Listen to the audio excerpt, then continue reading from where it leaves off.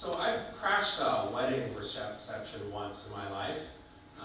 Now, it was on accident, and so it wasn't on purpose. What happened is my friend got married, and they had a very small ceremony with just family and I think close friends, but on that same day, then they invited like their extended family and their friends to the reception. And so I didn't go to the ceremony, I just went to the reception. And it was at a hotel with a lot of, different ballrooms and things like that. And honestly, I probably knew 3 potential people that were also invited to the wedding. 2 that I didn't, or 3 of them, all 3 of them I didn't really talk to anymore. And so I didn't even know if they were coming or not.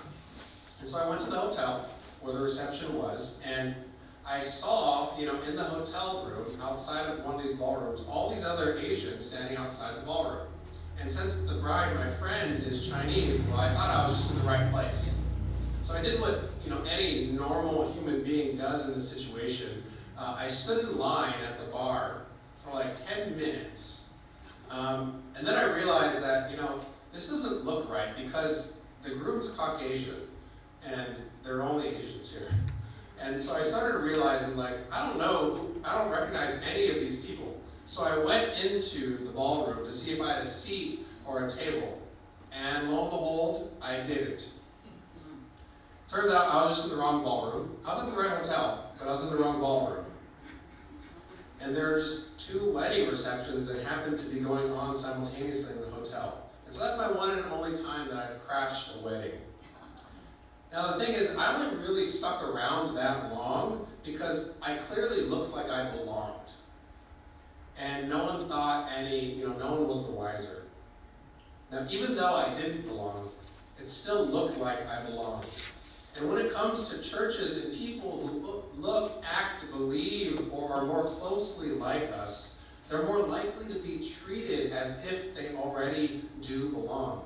They're quicker to be accepted as insiders versus outsiders, to find belonging sooner rather than later when someone that may not look, act, or believe like us. And it's not just about race, it's about other defining markers like our belief. What do we believe in that is different with one another? What generation are we from? What political party do we align with? Those who overlap with us are much more likely to find belonging, to be included with us rather than excluded. This is just a natural human tendency that all humans have had for all of our existence, that we flock towards those who are more like us. We find affiliation with people who are more like us. We are more willing to go towards people who are more like us, who look like us, who believe like us, who act like us, who have similarities. And if there are differences, we tend to continue to layer on differences onto that person, rather than finding overlapping similarities. If the world was only filled with zebras, the zebras would separate into factions of zebras who are black with white stripes and zebras who are white with black stripes. That would be what would happen. Factions just continue to happen. But as a church, as God's people who are called to be the first to step outside of our comfort zone, outside of our defined differences, and to try and walk alongside those who are different from us, it is our job as a church to seek to create belonging for all, especially those who look and act or believe differently than us. Those who may differ from us in their cultural background, or their beliefs, or their socioeconomic status, that ultimately, even though they may be different than us, we make the first move to create belonging for them. They might not ultimately find the belonging here, and that's okay. That's okay. But it's our calling to take the first step, to try and relate to them. And it's not for the responsibility to fall upon them, but for us to be responsible to try and understand first. Meaning that we reach out to them first and try to understand their perspective, rather than putting that responsibility on them to understand our perspective. And so we've been going over a mini-series, a 2-part sermon series titled Being the Church. And so today we're on part 2, titled Being Local. meaning that as a church, we focus on being a local church, serving our neighbors and the people of this area. So in order to do that, I invite you to follow along with our passage from the book of 1 Corinthians, where Paul is talking a bit about his strategy in regards to this. And so I invite you to follow along. The text is on the screen, but it's also in your bulletins. And it says this: "For though I am free with respect to all, I have made myself a slave to all, so that I might gain all the more. To the Jews I became a Jew in order to gain Jews. To those under the law I became as one under the law, though I myself am not under the law, so that I might gain those under the law. To those outside the law I became as one outside the law, though I am not outside God's law, but am within Christ's law, so that I might gain those outside the law. To the weak I became weak, so that I might gain the weak. I have become all things to all people, that I might by all means save some. I do it all for the sake of the gospel, so that I might become a partner in it." The word of God for the people of God. Thanks be to God. This is from 1 Corinthians 9:19 through 23. Now this is like a segment of a larger piece on Paul's understanding of what it means to be an apostle, what it means to be someone that is sent into the world. And so I have to clear a few things about this verse in regards to this. So first is that we have to look at Paul's intention behind these words, not his actual words, because whether or not these things actually happen, is not really the focus. It's on Paul's intention.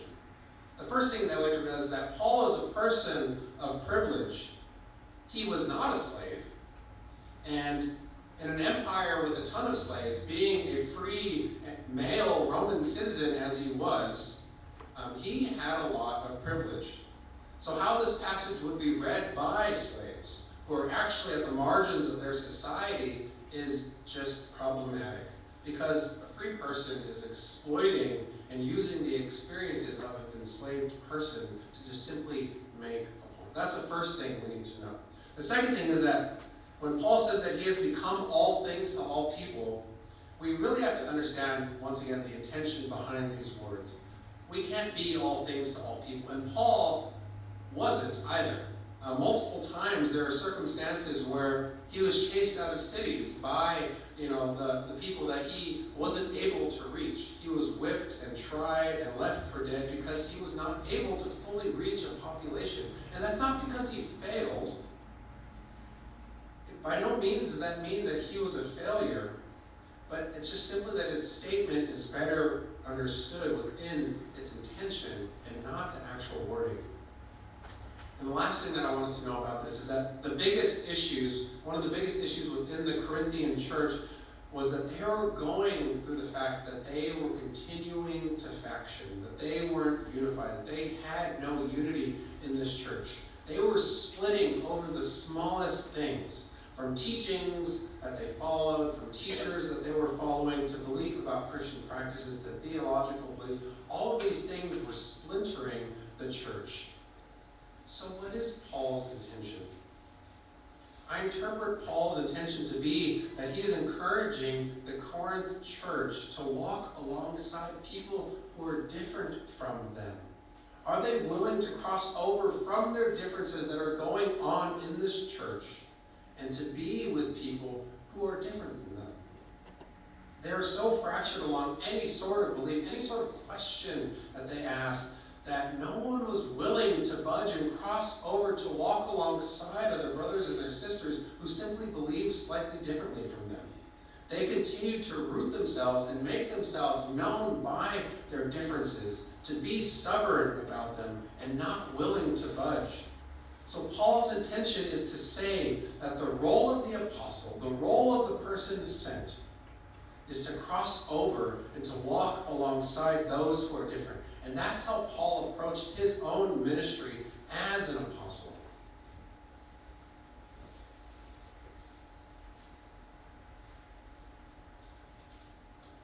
When I was first appointed here, I wondered why the word west came second. I wondered why that had been that way. And I realized that, well, the word west wasn't a direction, right? we don't say Los Angeles South, right? We say South Los Angeles, right? And I quickly learned that it wasn't a direction, but a remembrance of the merger between West Valley and Chatsworth, right? That was a reminder of the name. And so in our name are the neighbors that I want us to know, and I want you to keep them in the back of our minds. Because the death of a church begins when a church is no longer able to reach their neighbors or their communities. Communities change, they ebb and they flow when people in those communities change. A church that is unwilling to reach out to their neighbor and walk alongside of their neighbors is a church that will eventually die. Being the church means that we walk alongside our neighbors, we get to know them. And with every good intention, we seek to be like them when possible. That is what a church is meant to be. And so we do so with intentionality, with humility, and love. Not with condescension, not to say that we know or have something that you do not have, that we approach our neighbors with intentionality, humility, and love. Walking alongside of our neighbors is how we preach the gospel through our loving actions. And so are we willing to step outside of our comfort zone to be with people who aren't like us, to walk alongside them in the hardest of times, to truly live up to our church's name of Chatsworth West? Or will we simply remain within our comfort zones to identify and only walk with people who are like us? Now, as I mentioned about our church's name, being a millennial, I prefer names that don't have the name of the city in them. I like things like Grace Church or Grace Redmond, things like that. I don't know why, it's just a millennial thing. But I realized, and I've come to appreciate the fact of our name, of Chatsworth West UMC. Because I realized in the Bible, all of the churches are referred to by the name of the city that they are in. Because that's who they were and who they were called to serve. Our name is a reminder of the people that we are called to serve and who we are. That our neighbors are Chatsworth and the West Valley. And that is what it means to be local. There are people, these are the people we are called to serve. They're the people whose struggles and lives that we want to walk alongside. This is what it means to be local. This is what it means to be a local church and to continue striving to do and to live in this world. Now, with this concluding story, the case on this story is still out because it's still ongoing. It's still happening as we speak. And so I don't know if this will happen, but I really hope for this guy that this guy is for real. Now, this is the story of a gentleman by the name of Edwin Castro. Edwin, he grew up in Altadena until he was in the 3rd grade, and his family moved to the faraway town of La Crescenta. So they just moved down the street, right? Now, eventually, after college, he moved back to Altadena and worked there as an architectural consultant. And many of his closest friends lived there. He would go to his friend's house and still play video games and things like that. And so, in part, Altadena was home to him. And in 2022, on a very fateful day, Edwin did what a lot of people in this country do. He went to a gas station in Altadena and he bought a lottery ticket. And if you're wondering why, you may have heard this name before, it's because I think that he is the biggest lottery winner in California history. The jackpot that he bought this ticket for, that he eventually won, was $2 billion. And overnight he became rich. Now, after taxes and taking the early payout, he probably got like 30% of that, right? But he was smart with his money, and he invested in real estate throughout Los Angeles, while also buying his parents' home in Altadena. He moved them back to Altadena, and that's where they wanted to live.